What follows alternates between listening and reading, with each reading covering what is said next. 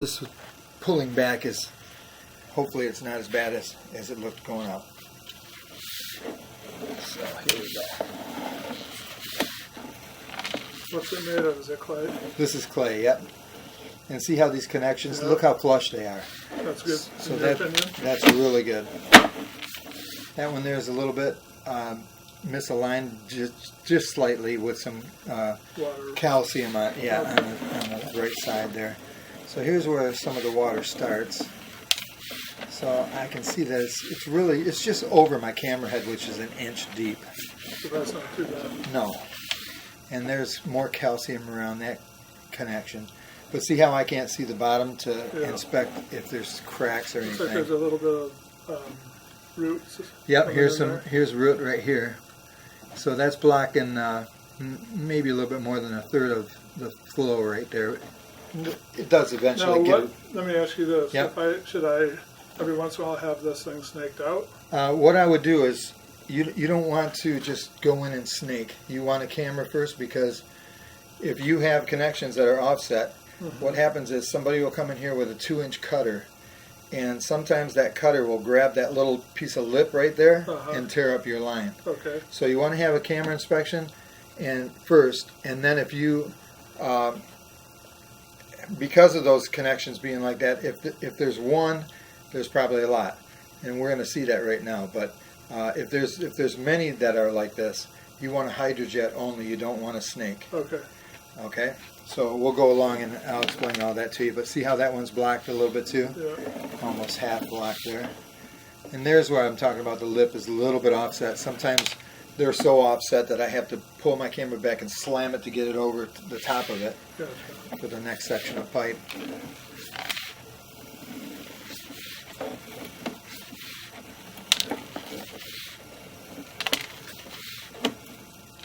Here you got some.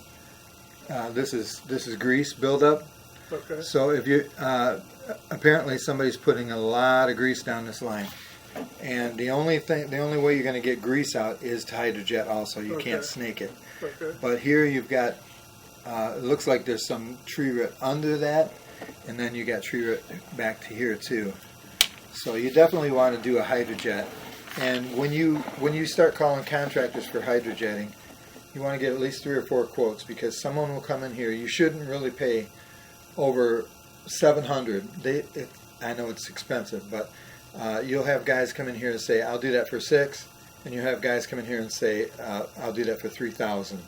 So don't take the high one, don't take the low one. Take the next one up from the low. I would say. Okay. If somebody seems honest, but I don't know why so many companies overcharge for that. It just blows my mind.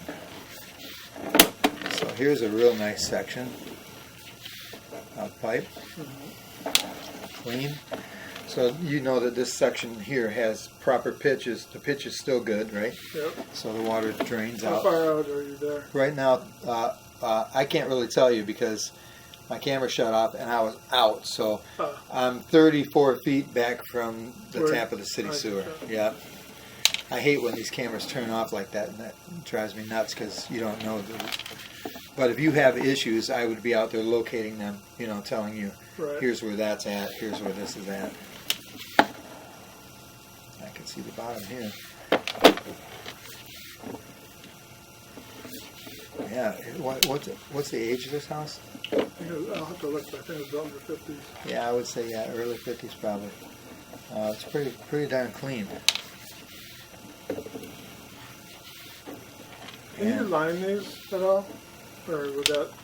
Well, you don't want to line them if you don't have to, first of all. Second of all, lining is only good, in my opinion, lining is only good if the sewer line goes under the garage. You don't want to dig through the garage floor and all that stuff, because what we're finding out now is, me and a bunch of plumbers that we all talk a lot and everything, and what we see now is the lining, if it doesn't go in properly, it just peels off the inside of the pipe.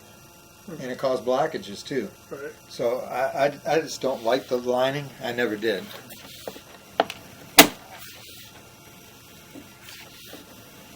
So this area is a little bit of water. Not too much, a lot less than I thought it was. Like I said, I was pushing my camera out though, so tends to push the water in the waste.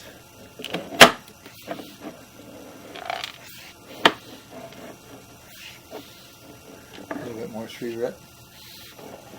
But that hydrojetting will take all that out. More tree root. It'll also take off the calcium that's on the pipe connections And it also. won't hurt any of the connections. No, it's. I mean, there's always a chance whenever you're cleaning anything that could happen, but a lot less chance than snaking it. That's for sure. Okay. So here's where your clay pipe ties back into your cast iron. That's within the whole house, right? I gotcha. Within the foundation walls is all cast iron. So that, I'll tell you what, it looks a lot better than I thought it was going to look when I was pulling back. And so far, this cast iron is just moderately scaled.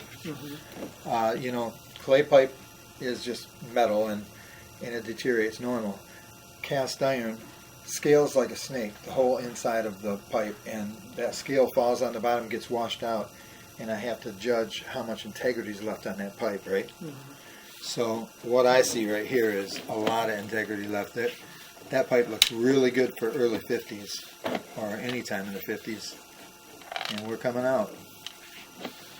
So I'm just going to recommend that you have a hydrojet. Okay. But what you need to do is, and I'll put this in my report too, when you have a hydrojet contractor come out, if they don't have a camera like I do and can't show you and have you confirm that